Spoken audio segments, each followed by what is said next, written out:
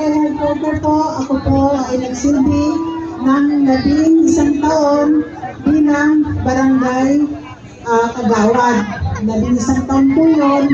At sa kasalukuyan po, ako po ay nasa ikalawang termino ng aking pagkapunong barangay.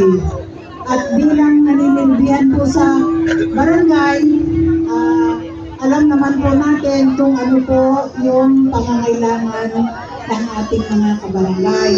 Una-una po dyan ang kalusugan para po sa mga kabarangay natin. At siyempre, ang pamilya, ang kababaihan, at ang kabataan.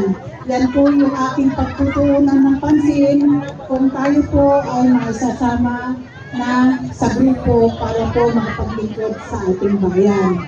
At andito po pala yung mga kasamahan kong barangay headquarter. Ito po sila.